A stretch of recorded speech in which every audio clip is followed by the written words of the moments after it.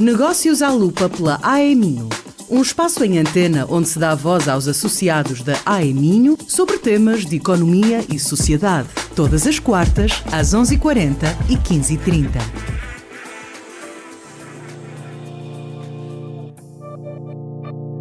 Sejam bem-vindos ao Negócios à Lupa pela AEMinho. Esta semana junta-se a mim Sofia Contente, do GI Group. Este mês discutimos neste espaço a proposta de alteração à lei laboral. Sofia, seja muito bem-vinda. Quais são, na sua perspectiva, as alterações mais relevantes introduzidas pela nova lei do trabalho, este anteprojeto que está agora a começar a ser discutido? Olá, bom dia, muito obrigada pelo convite, que é com muito gosto que aceito.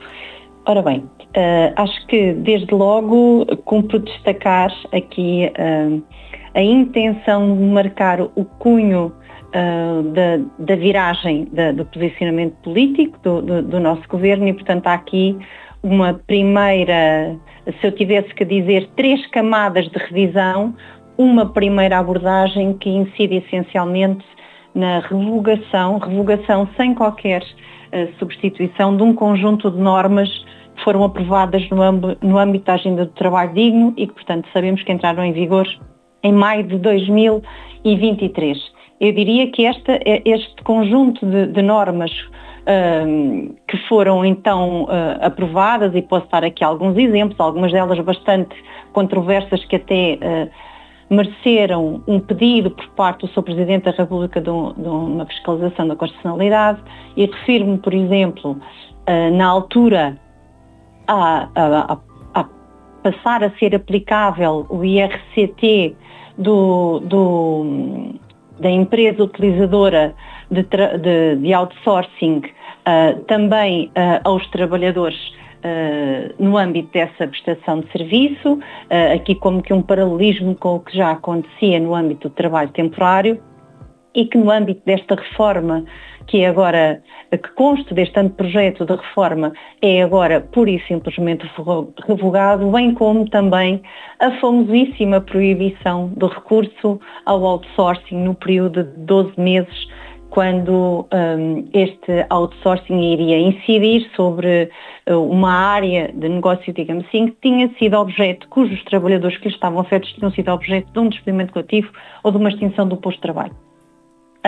E como estas, e por exemplo também a questão que estava prevista no regime das infrações tributárias, e que previa muito resumidamente que quando o empregador não comunicasse a admissão de um trabalhador por um período de 6 meses, ou ao fim de um período de 6 meses à Segurança Social, que esta omissão seria punível,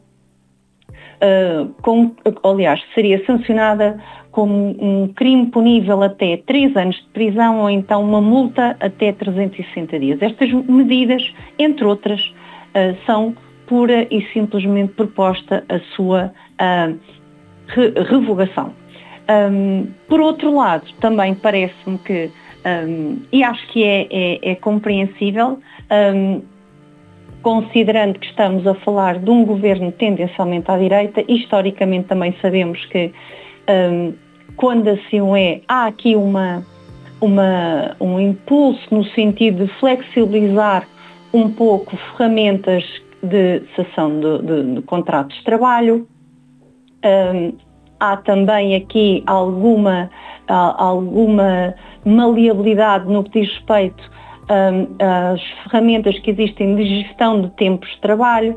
Refiro-me, por exemplo, a uma medida, a uma norma que estava prevista no Código de Trabalho e que já numa alteração ao Código que ocorreu em setembro de 2019, e refiro-me à Lei 93 de 2019, de 4 de setembro, que, entre outras medidas, revogou o banco de horas individual, portanto, aquilo que podia ser estabelecido por acordo entre o empregador e o trabalhador. Como é que acha, ou como é que se espera que estas alterações afetem as políticas de recrutamento? Não creio que, em termos de impacto ao recrutamento, ou melhor, o seu impacto não estimo como negativo. Até porque há aqui uma maior abertura no que diz respeito à contratação a termo, que acaba por ser aqui uma porta de entrada bastante comum no nosso mercado de trabalho. Há aqui uma liberalização, não é uma liberalização, mas uma flexibilização, nomeadamente com o previsto aumento da duração dos contratos, portanto, o contrato a termo certo de 2 passa para 3 anos, ou termo incerto de 4 para 5. São aqui eliminadas algumas barreiras que o empregador se confrontava, nomeadamente quando, embora pudesse renovar o contrato a termo certo, tinha aqui como limite para as renovações, ficava logo balizado pela duração do contrato inicial e, portanto, esta era uma dificuldade que cai e, portanto, eu vejo como até positivo e facilitador algumas das medidas que são agora introduzidas. Por outro lado, em termos depois já de gestão do contrato, digamos que o lençol tem sempre uma medida que se considera curta, ou para o lado do trabalhador ou para o lado do empregador.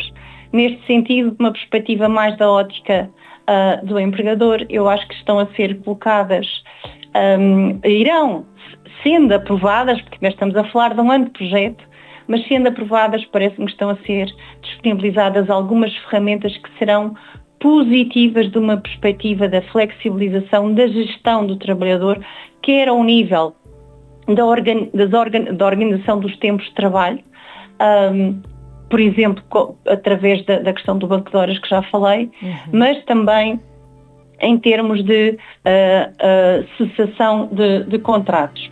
E, portanto, não vejo como dissuasor, pelo contrário, considero que esta reforma pode dar aqui algum impulso na contratação, na abertura de admissão ao mercado de trabalho de novos trabalhadores. E passando aqui também, não deixando de referir também uma realidade que, pese embora não seja uma figura, é uma figura que já existe há muitos anos no Código de Trabalho, que são os contratos de muito curta duração, mas historicamente ela não tem sido muito utilizada, tem sido assim, digamos que um parente pobre da contratação.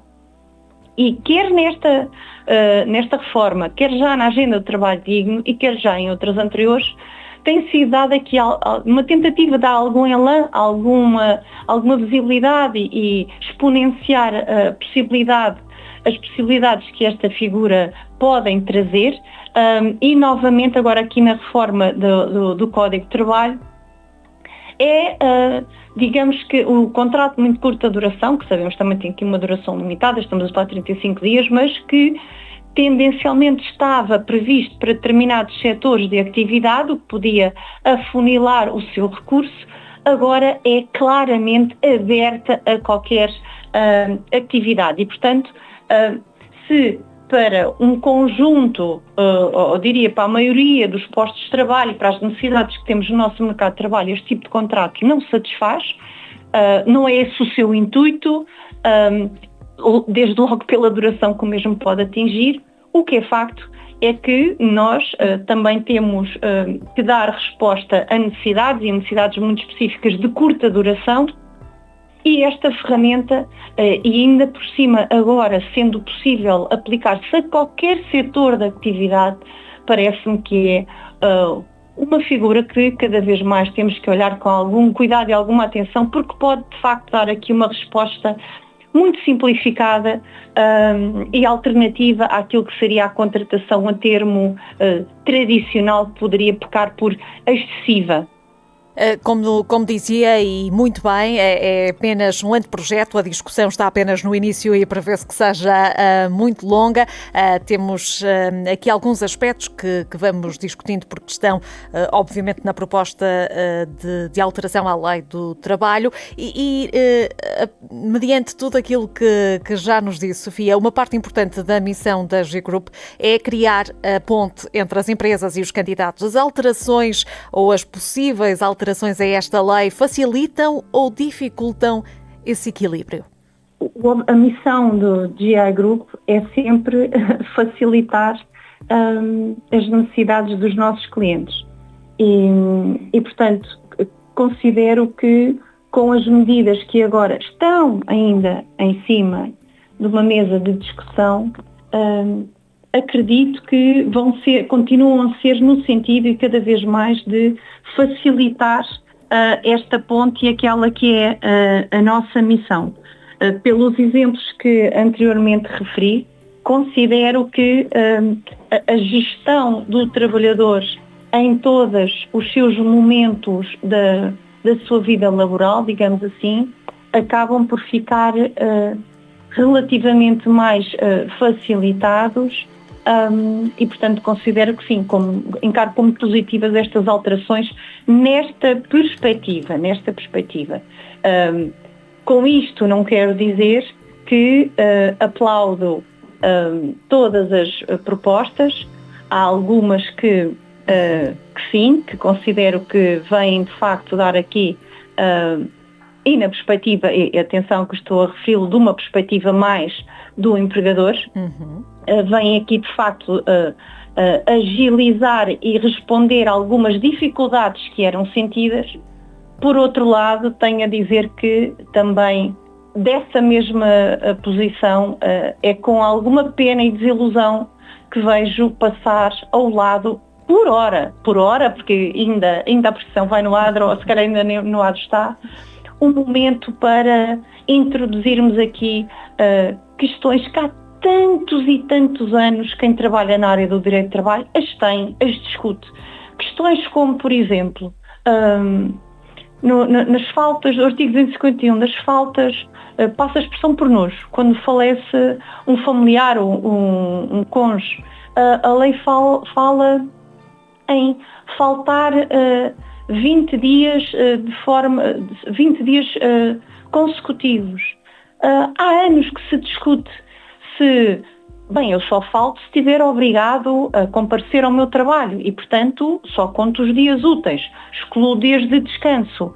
Há quem defenda esta interpretação, há quem defenda exatamente o contrário, que o consecutivo está lá precisamente para incluir no cômputo da duração do limite das faltas, das ausências, dias de descanso. Mas dias de descanso não são dias de trabalho e, portanto, não podem entrar no conceito de falta. Este era um momento para clarificar questões que entopem os nossos tribunais, não são de maior relevância, de facto, mas têm a sua importância e, portanto, acho que nestes momentos podia fazer sentido clarificá-los. Ou, por exemplo, figuras como estão previstas de cessação de contrato, como o despedimento por inadaptação, que se calhar atrevo-me a dizer que foi utilizado a meia dúzia de vezes. Porque, de facto, a redação que temos desta figura continua muito sumária, muito opaca e, portanto, não permite fazer uso desta ferramenta, quando podia ser muitíssimo interessante tivéssemos mais informações como aplicá-la. E, novamente, não vem para cima da mesa. Por outro lado, também vejo com alguma preocupação, se calhar, algumas propostas que dizem respeito a matérias que impactam imensissimamente na forma como os nossos trabalhadores se sentem. Matérias como a parentalidade terão sempre que ter aqui um foco muito positivo para que os trabalhadores se sintam motivados e até porque a natalidade, de facto, não estamos a viver um período em termos de natalidade que nos possamos dar ao luxo de lançar mão de medidas dissuasoras ou pelo menos que não fomentem, não estimulem e não apoiem os casais no sentido da natalidade. Portanto, é bom, é positivo, a partir de agora, ter-se como período obrigatório de licença os 120 dias, certo, mas depois há aqui medidas que se traduzem, parece-me, numa mão cheia de nada. A licença parental do pai mantém-se nos 28 dias, fala-se agora que subiu para 14 o período obrigatório, pronto, mas não mexe no total dos 28. Apenas os 7 obrigatórios de gozo após o parto passam para 14, mas são 14, a reduzir aos 28 que já existiam. Portanto, só para clarificar, não há aqui um reforço nestes direitos de parentalidade. Os períodos de duração, não é rigoroso dizer que aumentaram, porque hoje em dia já era possível ficar até 180 dias. Depois também me parece algo duvidoso as alterações propostas ao nível do pagamento dos 100%, da redução dos 100% já em determinadas durações. Já para não falar da controversa proposta revogação da falta com direito à retribuição dos 3 dias por luto estacional e, digamos, como moeda de troca, ser proposto a inclusão da expressão que é nas faltas por assistência à família, mas que não dão direito à retribuição, não são retribuídas, ser acrescentado que é possível prever faltar por assistência à família no caso de interrupção involuntária da gravidez. Ora bem, não me parece que haja aqui muita equidade e que esta troca seja nivelada, desde logo porque o que estava previsto eram faltas justificadas com retribuição, que eram aplicáveis ao pai e à mãe, e agora estamos a falar de uma licença de 15 dias, estas faltas estão limitadas a 15 dias por ano e são sem retribuição. Portanto, não me parece que seja uma troca muito equitativa. Muito bem, Sofia. Ficam aqui alguns tópicos que serão certamente bastante discutidos nos próximos meses. Como dizíamos, a discussão está apenas ainda no início e falamos apenas de um ano de projeto, mas ficam aqui algumas reflexões para quem nos está a ouvir. Agradeço-lhe muito a participação neste episódio. Muito obrigada. E é assim que fechamos mais um Negócios à Lupa pela AEMinho. Eu regresso na próxima quarta-feira com mais um convidado. Até lá. Negócios à Lupa pela AEMinho. Saiba mais em ae-minho.pt e acompanhe a atualidade através das redes sociais em facebook.com/Associação Empresarial do Minho e no LinkedIn AEMinho.